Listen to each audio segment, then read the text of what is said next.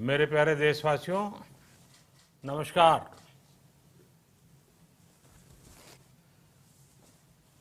Corona वैश्विक महामारी के खिलाफ लड़ते लड़ते अब हम अनलॉक 2 में प्रवेश कर रहे हैं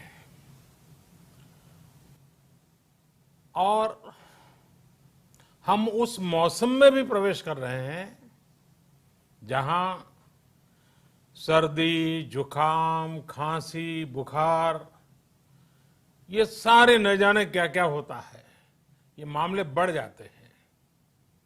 ऐसे में मेरी आप सभी देशवासियों से प्रार्थना है कि ऐसे समय अपना ध्यान रखिए।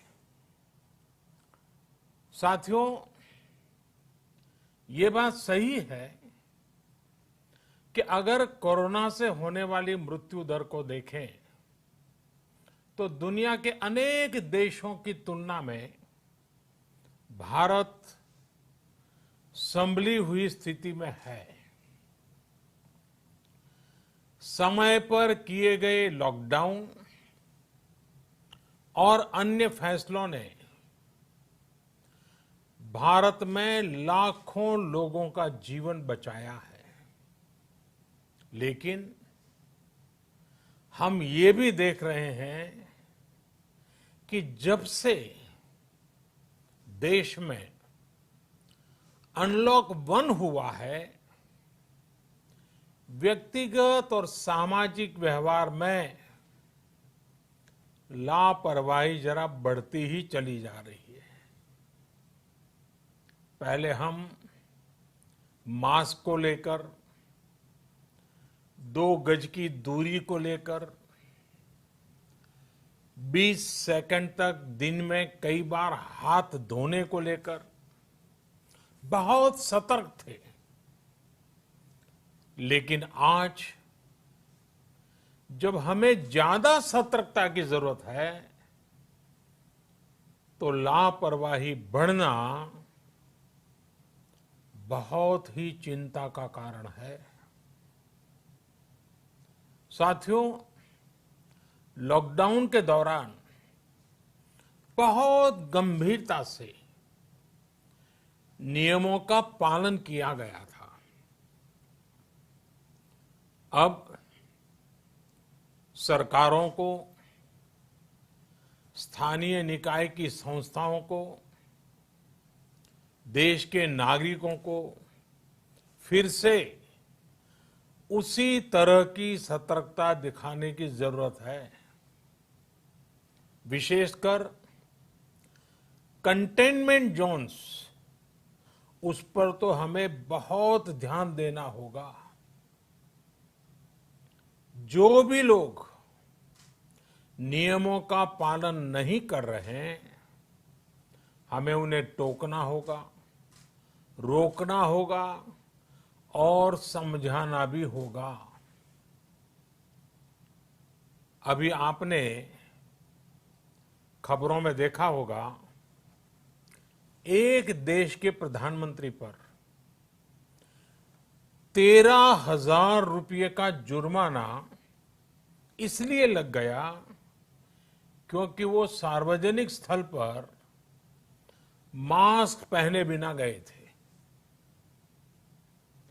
भारत में भी स्थानीय प्रशासन को इसी चुस्ती से काम करना चाहिए। ये 130 करोड़ देशवासियों के जीवन की रक्षा करने का अभियान है। भारत में गांव का प्रधान हो या देश का प्रधानमंत्री, कोई भी नियमों से ऊपर नहीं है। साथियों, लॉकडाउन के दौरान देश की सर्वोच्च प्राथमिकता रही ऐसी स्थिति न आए कि किसी गरीब के घर में चूल्हा न जले। केंद्र सरकार हो, राज्य सरकारें हो, सिविल सोसाइटी के लोग हों, सभी ने पूरा प्रयास किया कि इतने बड़े देश में हमारा कोई गरीब भाई बहन भूखा न सोए। देश हो या व्यक्ति, समय पर फैसले लेने से, संवेदनशीलता से फैसले लेने से किसी भी संकट का मुकाबला करने की शक्ति अनेक गुना बढ़ जाती है। इसलिए लॉकडाउन होते ही सरकार प्रधानमंत्री गरीब कल्याण योजना लेकर आई। इस योजना के तहत गरीबों के लिए 2.25 लाख करोड़ रुपए का पैकेज दिया गया। साथियों, बीते 3 महीनों में 20 करोड़ गरीब परिवारों के जनधन खातों में सीधे 31,000 करोड़ रुपया जमा करवाए गए हैं। इस दौरान 9 करोड़ से अधिक किसानों के बैंक खातों में 18,000 करोड़ रुपए जमा हुए हैं। इसके साथ ही गांवों में श्रमिकों को रोजगार देने के लिए प्रधानमंत्री गरीब कल्याण रोजगार अभियान तेज गति से आरंभ कर दिया गया है। इस पर सरकार 50,000 करोड़ रुपए खर्च कर रही है। लेकिन साथियों, एक और बड़ी बात है जिसने दुनिया को भी हैरान किया है, आश्चर्य में डुबो दिया है।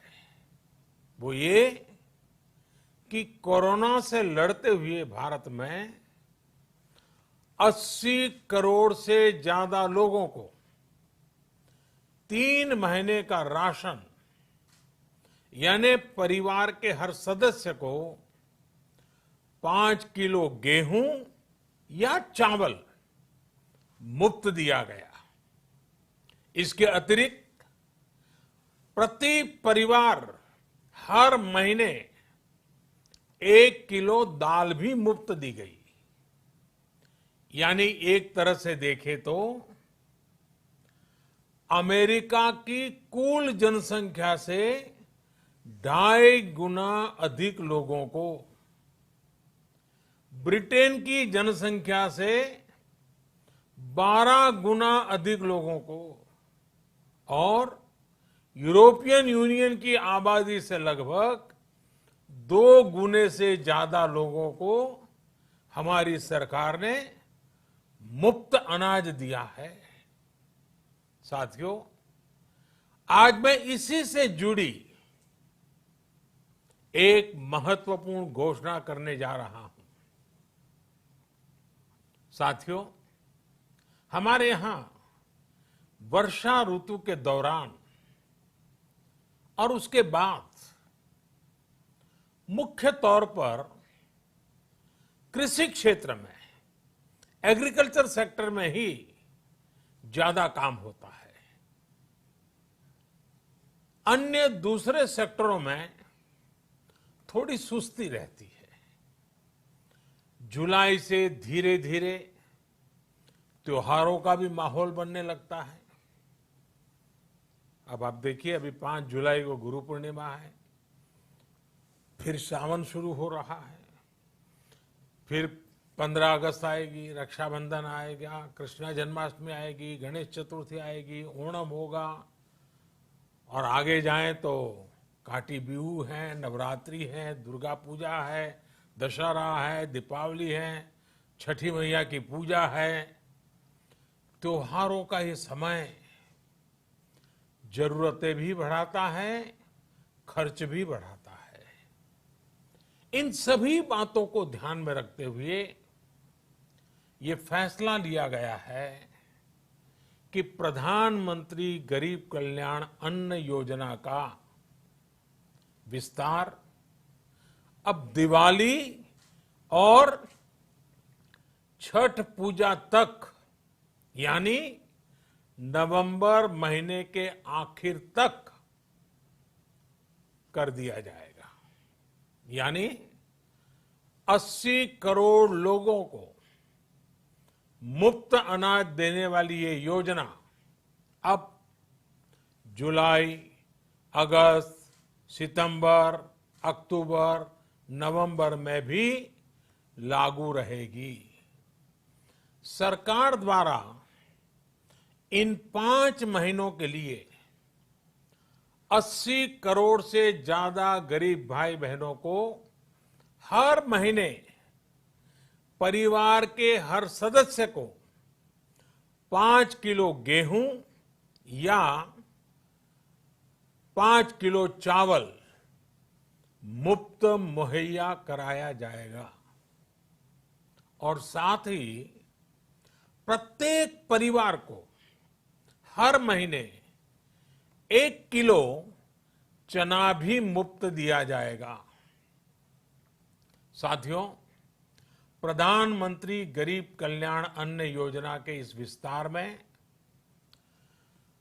90,000 करोड़ रुपए से ज्यादा खर्च होंगे। और अगर इसमें पिछले 3 महीने का खर्च भी जोड़ दें तो ये करीब करीब 1.5 लाख करोड़ रुपया हो जाता है। अब पूरे भारत के लिए हमने एक सपना देखा है। कई राज्यों ने तो बहुत अच्छा काम भी किया है। बाकी राज्यों पर भी हम आग्रह कर रहे हैं कि इसको काम को आगे बढ़ाएं। और काम क्या है? अब पूरे भारत के लिए एक राशन कार्ड की व्यवस्था भी हो रही है। यानी एक राष्ट्र एक ration card, 1 nation 1 ration card. इसका सबसे बड़ा लाभ उन गरीब साथियों को मिलेगा जो रोजगार या दूसरी आवश्यकताओं के लिए अपना गांव छोड़ करके कहीं और जाते हैं, किसी और राज्य में जाते हैं। साथियों, आज गरीब को, जरूरतमंद को सरकार अगर मुफ्त अनाज दे पा रही है तो इसका श्रेय प्रमुख रूप से 2 वर्गों को जाता है। पहला, हमारे देश के मेहनती किसान, हमारे अन्नदाता। और दूसरा, हमारे देश के ईमानदार टैक्स पेयर। आपका परिश्रम, आपका समर्पण ही जिसकी वजह से देश ये मदद कर पा रहा है। आपने देश का अन्न भंडार भरा है, इसलिए आज गरीब का, श्रमिक का चूल्हा जल रहा है।